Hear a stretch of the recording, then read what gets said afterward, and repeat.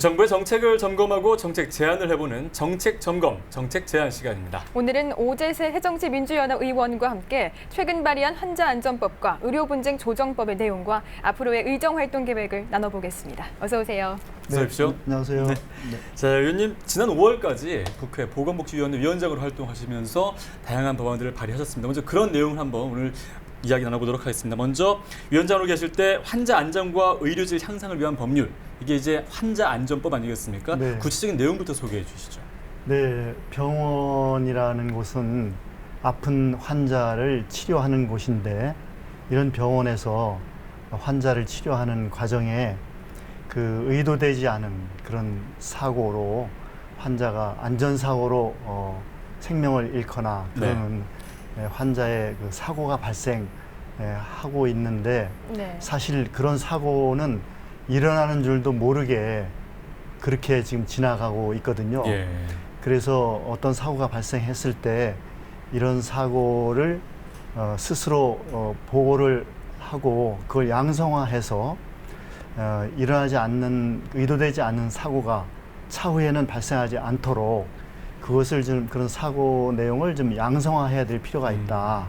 그래야 이제 환자들이 이유 없이 어떻게 사고로 인해서 이제 사망을 했는데 그걸 모르고 지나가는 그런 일이 없고 또 그런 재발이 발생하지 않을 수 있겠다 해서 환자 안전에 관한 법률을 이제 발의하게 됐는데요.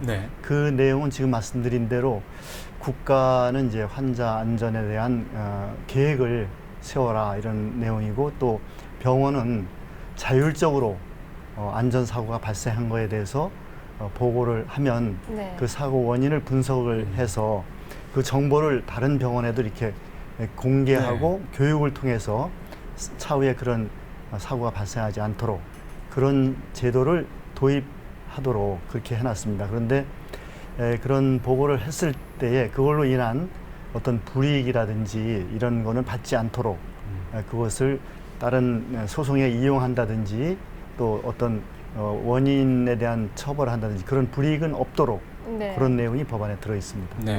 사실 의료 분야가 워낙 전문적인 분야이기 때문에 피해를 받아도 이 환자들이나 환자 가족들은 피해를 받은지 모르고 지나가는 경우가 많은 것 같은데요. 어떤 이유에서 구체적으로 이 환자 안전법이 필요하다고 생각을 하셨는지 설명해 주시죠. 이 법을 종현이 법이라고도 얘기를 하는데 8살짜리 종현이라는 아이가 백혈병을 앓았는데 이 백혈병 치료에는 주사를 놓는 게 약이 2가지가 있습니다. 하나는 정맥에 주사를 하는 약이 있고 하나는 척추에 주사를 놓는 약이 있는데 이 약이 워낙 이제 비슷하다 보니까 척추에 놓아야 될 약을 정맥에 놓아서 아이가 그 잘못 놓은 약으로 인해서 죽는 그런 사고가 발생했는데 이제 아무도 몰랐는데 나중에 이제 그것이 밝혀졌습니다. 그래서 이런 사고가 빈발하고 있었다.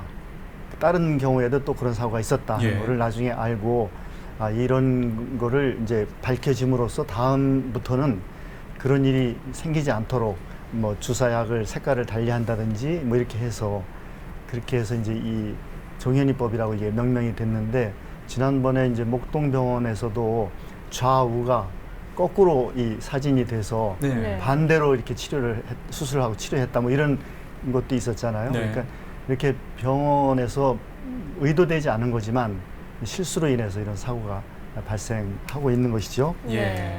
그래서 이런 것 때문에 이제 미국에서도 2005년에 이런 환자 안전에 관한 이 내용을 공개하도록 자율적으로 하는 법이 제정이 됐고 또 WHO 세계보건기구에서도 2002년에 이런 그 환자 안전과 보건의료의 질 개선에 관한 결의안도 이렇게 채택을 하고 이런 사례가 있습니다.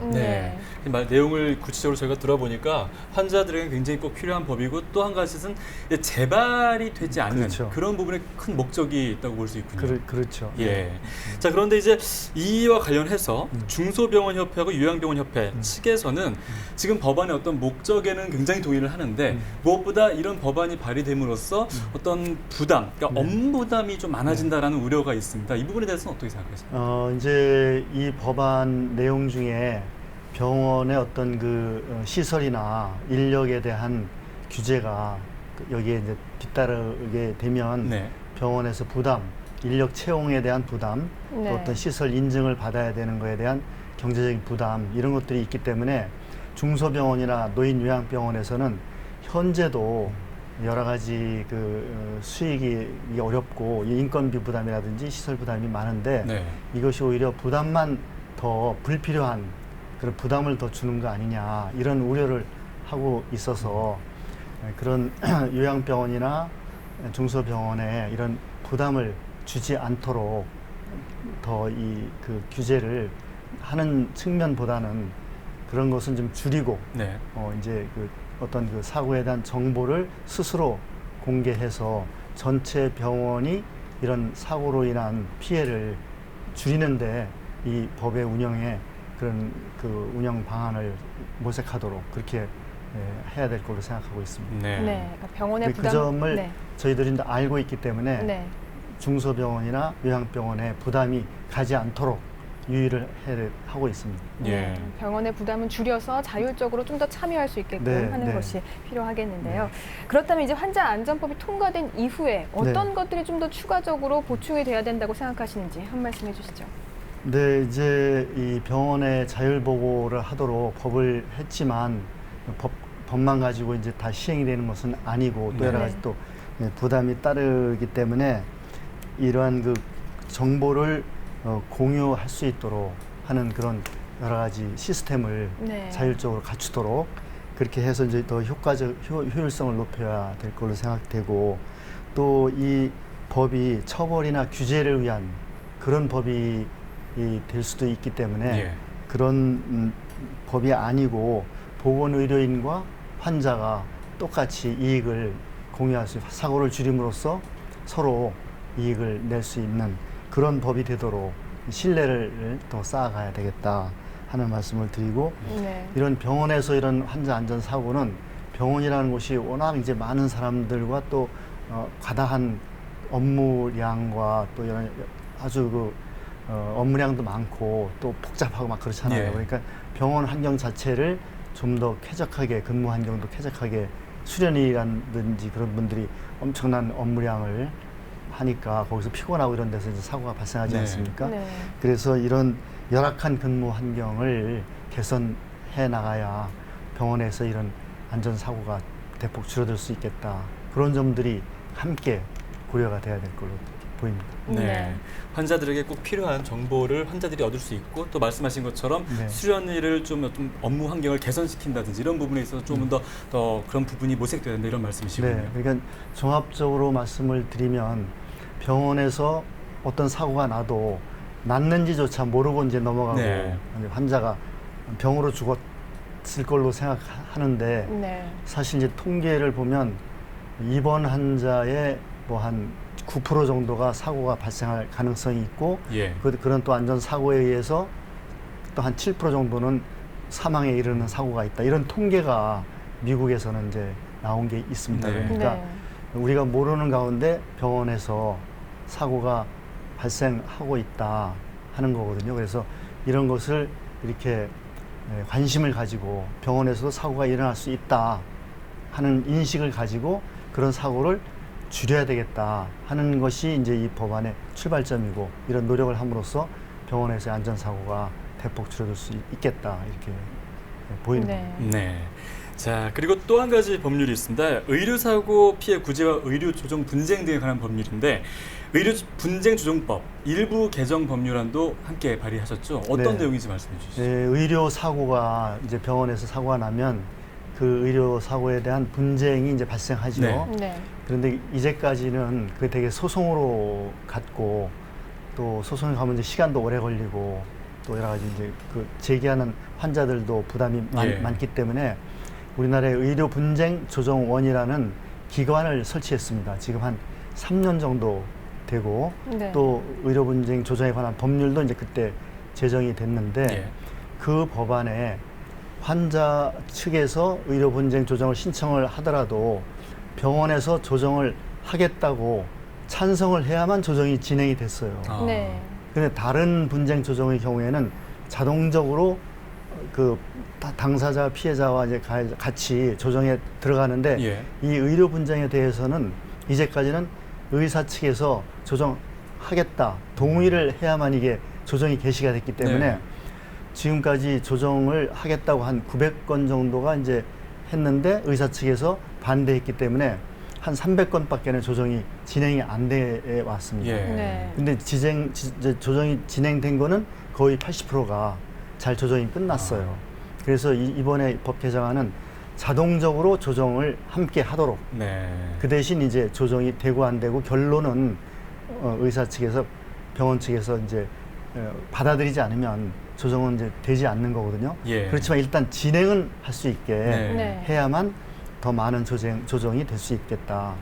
그래서 이번 법안을 같이 조정이 시작될 수 있는 그런 법안이 이번에 개정안을 제출하게 된 겁니다. 네. 그 네. 조정의 시행 여부에 어떤 강제성을 부여하는 거군요. 그렇죠. 자동적으로 다른 많은 조정 법률과 제도처럼 우리 의료 분쟁도 병원에서 그대로 이제 조정을 개시하도록.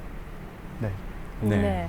근데 현재 이제 의료 분쟁 조정이나 중재는 한국 의료 분쟁 조정 중재원하고 또 소비자 분쟁 조정 위원회 이렇게 두 군데로 이원화가 돼 있거든요. 네. 근데 이원화가 돼 있음으로 인해서 이제 네. 비효율 문제가 지적이 되곤 하는데 이 네. 부분에 대해서는 어떻게 이제 의료 생각하십니까? 분쟁 조정원은 생긴 지가 이제 얼마 안 네. 됐고 과거에는 이 의료에 대한 것도 소비자 분쟁 조정원에서 한꺼번에 다 했는데 이제 의료 조정원이 생김으로써 전문적인 의료에 관련된 의료 사고에 분쟁에 관련된 전문적인 것은 이제 의료 분쟁 조정원으로 가고 네. 네. 또 병원에서 일하는 의료 외에 여러 가지 부수적인 그런 것은 이제 소비자원에서도 하고 있는데 지금까지는 이제 소비자 중재원은 자동 조정을 했었고 네. 의료 분쟁 조정은 이제 그 분쟁 건수가 작았다고 이제 말씀드렸기 때문에 네. 앞으로 이 법이 개정이 되면 많은 의료 이제 분쟁이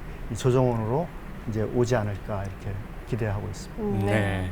자, 이제 의원님께서 그동안 이제 지난 5월까지 국회 보건복지위원장으로 계시면서 국정감사 우수 상위위원장도 되시고 또 국회 헌정 대상을 수상하셨어요. 굉장히 네. 바쁘게 활동하셨는데 이제 기재위로 옮기시지 않았습니까? 네, 앞으로 네. 어떤 활동을 하실 계획이신지 마지막으로 말씀 부탁드리겠습니다. 네, 기재위원회는 재정 세금을 걷어서 재정을 확보해서 이제 복지 정책이라든지 다른 이제 재정을 운영하는 위원회이기 때문에 네. 저희 재정위원회는 우선 재정의 건전성, 그러니까 걷어야 할 돈과 써야 할 돈을 균형을 맞추는 그것이 이제 중요한데 예. 네. 우리나라 지금 조세 부담률은 OECD 평균은 GDP 대비 25%인데 우리나라는 지금 20.2%밖에 안 돼서 네. OECD에 비해서는 재정이 규모가 좀 적고 그걸로 인해서 복지 재정의 수요에 충족을 지금 못 시키고 있습니다. 예. 그래서 저희가 이제 앞으로 더 복지 수요가 늘어나기 때문에 재정을 좀 더 확충해야 되겠다 하는 측면에 우선 관점을 가지고 네. 현재 조세 부담률 20.2%를 적어도 1%나 2% 정도 올리자. 그래서 한 10조 정도, 20조 정도가 더 늘어나야 그래야 지금 늘어나는 복지 수요에 충족시킬 수 있겠다. 그런 측면에서 이번 기재위원회에서는 조세 부담률을 21% 네. 정도 올리는데 좀 역점을 두고 네. 그 재원을 가지고 보육이라든지 또 노인 빈곤이라든지 또 장애인 복지라든지 그런데 쓸 수 있는 재원을 확보해야 되겠다 하는 측면을 좀 열심히 하려고 하고 있고요.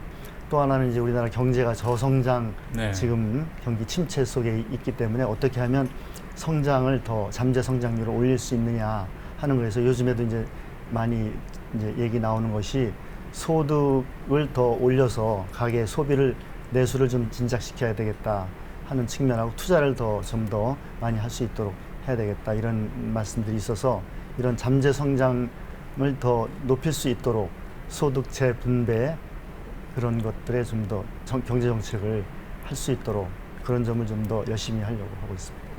네.